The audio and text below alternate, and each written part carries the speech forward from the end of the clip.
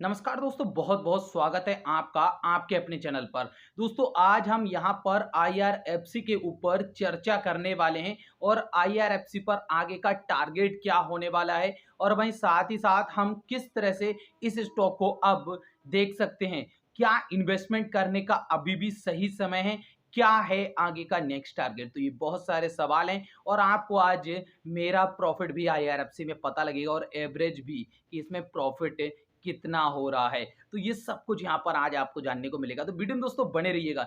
वहीं दोस्तों अगर आप स्टॉक मार्केट में ट्रेडिंग करते हैं या ट्रेडिंग से प्रॉफिट बनाना चाहते हैं, हर हालत में आपको प्रॉफिट हो, तो एक ऐसी स्ट्रेटजी भी है जो आपको हर 5 मिनट में प्रॉफिट बना करके दे सकती है। हर 5 मिनट के अंदर आप प्रॉफिट निकाल पाएंगे मार्केट से। मतलब आप समझ सकते हैं कि हर प्रॉफिटेबल ट्रेड आपके हाथ में होगी और 100% प्रॉफिट होगा। लिंक डिस्क्रिप्शन में दिया गया है, ऐप का डाउनलोड कीजिएगा और आप ट्राई कर सकते हैं, अपना प्रॉफिट बनाइएगा। दोस्तों देखिए, हम यहाँ पर IRFC की बात करें, अगर आप सबसे पहले मेरा प्रॉफिट देखना चाहें तो आपको यहाँ पर दिख जाएगा कि इसमें मुझे लगभग अभी 160% का प्रॉफिट दिखाई दे रहा होगा।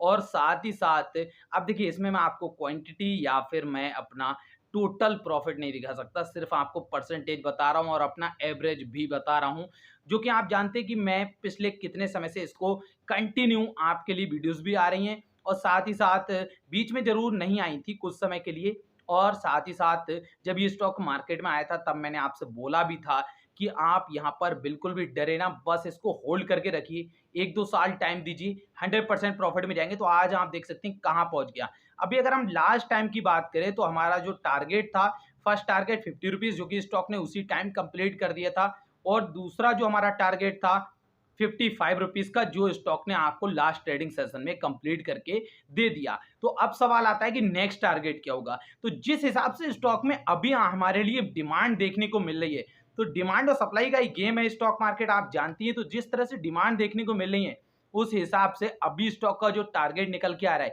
65 रुपीज़ टू 70 रुपीज़ तक ये स्टॉक अभी जाने की क्षमता रखता है। लेकिन दोस्तों अभी यहाँ पर एक सवाल अब ये आएगा, तो अगर ऐसा है तो क्या अब हम इसमें इन्वेस्टमेंट कर दें? तो देखिए, मैं अभी इन्वेस्टमेंट करने की आपको सलाह नहीं दूंगा कि 55 रुपीज़ के ऊपर आप इसमें अभी अब हम यहाँ पर बाइंग की सलाह क्यों नहीं दे रहे हैं? क्योंकि देखिए दोस्तों, अब कंपनी के ऊपर सबसे बड़ा अभी यहाँ पर प्रॉब्लम हमें ये देखने को मिला कि रिजल्ट बहुत अच्छा नहीं आया, डिविडेंड भी नहीं आया। उसके बावजूद स्टॉक अच्छा परफॉर्म कर रहा है, ये बहुत ही अच्छी बात है। लेकिन यहाँ पर कंपनी कुछ समय के अंदर अपना OFS लेकर के ज़रूर आने वाली है और जिस वजह से आपको यहाँ पर दिक्कत हो सकती है। देखिए, अब मैंने इस स्टॉक को जिस मूड के हिसाब से बाय किया था, वो क्या था कि पहली चीज़, कंपनी के फंडामेंटल्स बहुत अच्छे लग रहे थे। दूसरा, कंपनी पर ट्रस्ट था। गवर्नमेंट का बैकएंड सपोर्ट यहाँ पर देखने को मिल रहा था और रेलवे में ग्रोथ हमें पता ही था कि कितना है। तो इसलिए IRFC हो, RVNL हो, IRCTC हो या फिर IRCON हो, तो ऐसी सारी कंपनियां मैंने होल्ड की। एक वीडियो आपके लिए आएगा जिसमें मैं अपने पेनी स्टॉक्स के बारे में आपको दिखाऊंगा कि उनमें इस समय कितना प्रॉफिट देखने को मिल रहा है और क्या लॉस है। सब कुछ आपको देखने को मिलेगा। सिर्फ पेनी स्टॉक्स, मतलब जो बहुत सस्ते में लिए, आज क्या है उनकी पोजीशन, वो भी आपके लिए वीडियो आएगा जल्दी। अब यहाँ पर हम देखें दोस्तों, तो इस स्टॉक में हमें क्या दिखाई दिया, उस समय में बहुत पोटेंशियल दिखाई दिया क्योंकि 26 रुपए पर मार्केट में आया था और 26 से डाउन होते होते ये 20 रुपए कुछ पैसे तक गया और मैंने वहां तक इसको बाइंग किया। इसीलिए आज आपको ये जिसका जो एवरेज प्राइस है ना, 21 रुपए प्लस दिखाई दे रहा है, मतलब 22 भी नहीं है। तो आप समझ सकते हैं, क्योंकि इसमें लगातार क्वांटिटी उस समय इंक्रीज की जब मुझे साफ तौर पे दिख रहा था कि यहां से तो पैसा डबल होगा ही। ट्रस्ट की बात थी, इसीलिए बोला था हर हालत में होल्ड कीजिए। तो मैंने तो इसको बिल्कुल लॉन्ग टर्म के लिए होल्ड किया और कंपनी ने डिविडेंड दिया, वो प्रॉफिट। तो कुल मिलाकर के कहें तो यहां पर मैं इस स्टॉक को अभी लंबे समय तक होल्ड कर सकता हूं और अगर मुझे कभी सेल करने का मूड बना भी, तो भी आपको पता लग जाएगा कि सेल करने का मूड यहां पर हो चुका है, अगर पूरी क्वांटिटी। लेकिन कभी ऐसा हो सकता है कि शायद थोड़ी क्वांटिटी, थोड़ा कम सही। और ये सिर्फ आपको एक अकाउंट का मैंने दिखाया है जिसमें आपको इसका एवरेज ये दिखाई दे रहा है और यहाँ पर प्रॉफिट दिख रहा है। दूसरे अकाउंट में भी इसमें और भी क्वांटिटी ऐड की गई थी, दूसरे अकाउंट में भी थोड़ा माल लिया गया था, तो उसकी जो एवरेज है वो लगभग 30 रुपीज़ के करीब है।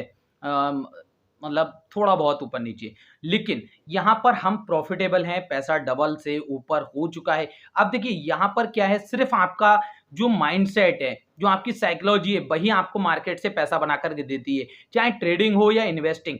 अगर सही तरीके से, सही नज़रिए से आप करते हैं, तो डेफिनिटली आप प्रॉफिट में जाएँगे। लेकिन अगर कहीं पर भी आप थोड़ा भी डर जाते हैं या आपकी सोच में डिफरेंस आता है, तो आपको दिक्कत वहाँ पर हो जाती है और वही चीज़ें आपको देखने को मिलती हैं। तो आईआरएफसी में इस समय तेज़ी है, अच्छी बात है। और आपसे मैंने कहा भी था दोस्तों, अगर आप शॉर्ट टर्म टारगेट को लेकर के चल रहे हैं, शॉर्ट टर्म में आपने इन्वेस्टमेंट किया है, तो 50 रुपीज़ के ऊपर जब ये स्टॉक जाए तब आप यहाँ पर अपना प्रॉफिट बुक कीजिएगा। तो अब आपके पास प्रॉफिट बुकिंग का मौका है, अगर आप शॉर्ट टर्म वाले हैं।